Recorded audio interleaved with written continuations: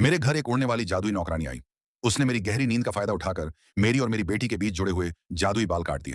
फिर मुझे बेहोश कर दिया और एक जादुई औषधि से मुझे झाड़ू में बदल दिया। लेकिन उसे यह नहीं पता था कि मेरी और मेरी बेटी की पीड़ा एक दूसरे से जुड़ी हुई थी। मुझे जितना भी दर्द होता, उसका एहसास मेरी बेटी को भी होता था। जब बेटी ने मुझे अपने पास नहीं देखा, तो उसे तुरंत समझ आ गया कि मेरे साथ कुछ अनहोनी हुई है। वह घबराकर अपने पापा को जगाती है और मुझे ढूंढने की जिद करती है। लेकिन मेरे पति को लगा कि मैं मायके चली गई हूँ। वह बेटी को साथ लेकर मेरे मायके के लिए निकल पड़ता है। उधर उनके जाते ही दुष्ट नौकरानी मुझे, जो अब एक झाड़ू बन चुकी थी, खिड़की से बाहर फेंक देती है।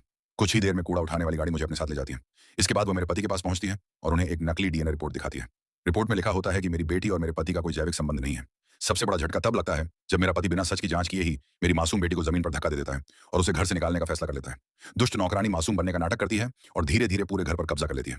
कुछ समय बाद वो मेरे पति के बच्चे की मां बनने वाली होती है और हमारे आलीशान घर में आराम की जिंदगी जीने लगती है। वहीं मेरी बेटी नौकरानी की गुलाम बन जाती है। उसे भरपेट खाना भी नहीं मिलता और उसे अंधेरे तहखाने में सोने के लिए मजबूर किया जाता है। लगातार अत्याचार सहते सहते एक दिन वह बेहोश होकर गिर पड़ती है। उसी पल हमारी माँ बेटी के बीच का जादुई बंधन अचानक जाग उठता है। मैं जो झाड़ू बनी हुई थी, फिर से अपने असली रूप में लौट आती हूँ। मैं खुशी और हैरानी से भर जाती हूँ। तभी मेरी नजर पास रखी एक सुपर हेयर ग्रोथ औषधि पर पड़ती है। मैं उसे उठाकर तेजी से अपने घर की ओर दौड़ पड़ती हूँ। घर पहुंचकर मैं अपने धोखेबाज पति को देखती हूँ, जिसने बिना सच्चाई जाने मेरा विश्वास तोड़ दिया था। गुस्से में मैं पूरी जादुई औषधि पी जाती हूँ। देखते ही देखते मेरे बाल लगभग 10 मीटर लंबे हो जाते हैं। मैं अपने लंबे बालों से पति को कसकर बांध देती हूँ और उसे घर से बाहर फेंक देती हूँ। अब मेरी बारी दुष्ट नौकरानी को सजा देने की थी, लेकिन तभी मेरे बालों में एक तेज कंपन महसूस होता है। मुझे समझ आ जाता है कि मेरी बेटी मुसीबत में है। मैं उस जादुई संकेत का पीछा करते हुए तहखाने तक पहुंचती हूँ।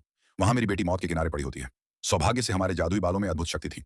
मैं उसी शक्ति से अपनी बेटी की जान बचा लेती हूँ और उसे फिर से सुरक्षित अपने सीने से लगा लेती हूँ।